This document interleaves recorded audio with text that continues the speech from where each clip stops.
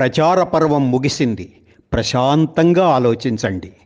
మిత్రులారా, దేశ భవితవ్యాన్ని, మన రాష్ట్ర జాతకాన్ని నిర్ణయించే ప్రస్తుత సార్వత్రిక ఎన్నికలకు సంబంధించి కొద్ది గంటలలో ప్రచార పర్వానికి తెరపడబోతోంది. ప్రశాంత వాతావరణం నెలకొనబోతోంది.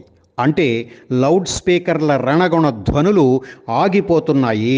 మనకు మనస్థిమితం కలిగి మనకు మనంగా ఆలోచించుకునే వీలు కలుగుతుంది అన్నమాట. అలాంటి అనుకూల సమయంలో, అంటే ఓటు వేయడానికి వెళ్ళే ముందు మనం మన ఆలోచనలకు పదును పెట్టి బాగా మథనం చేసుకుని ఒక ఉత్తమమైన నిర్ణయం తీసుకోవాలి.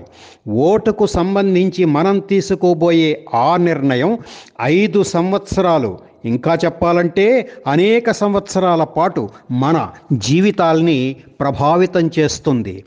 మన నిర్ణయం ఒకవేళ తప్పైతే బాధపడవలసి వస్తుంది.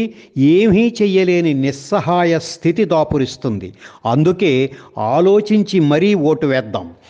ఓటు హక్కు అందరం విధిగా వినియోగించుకోవాలి అనే మాట ఎక్కువగా వింటూ ఉన్నాం.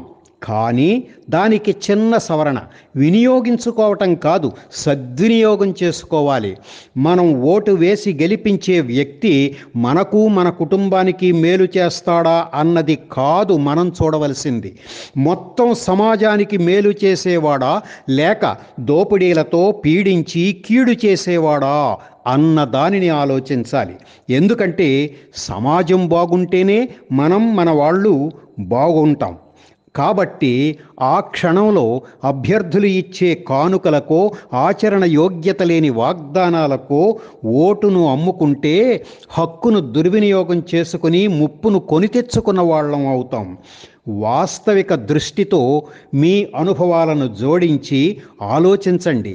పైకి ఏం చెబుతున్నారు, లోపాయికారిగా ఏం చేస్తున్నారు, గతంలో ఏం జరిగింది, అధికారాన్ని అడ్డం పెట్టుకుని ఎలాంటి దోపిడీలు, ఎంతటి దౌర్జన్యాలు, ఎన్ని అనుచితమైన పనులు చేస్తున్నారో మీరే చూస్తున్నారుగా. ఇదంతా వాళ్ళకి మనం ఇచ్చిన బలం, మనమే ఎక్కించిన మదం.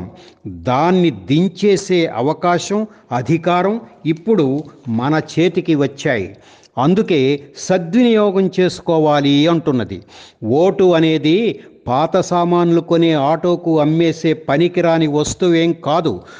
దుర్మార్గాన్ని దునుమాడే వజ్రాయుధం వంటి బలమైన ఆయుధం, విలువైన హక్కు, బాధ్యత. కాబట్టి మీకు మీరుగా ఆలోచించుకొని దృఢ సంకల్పంతో ఒక్కసారి దేశమాతకు నమస్కరించుకొని ఓటు హక్కును సద్వినియోగం చేసుకోండి. జై భారతమాత.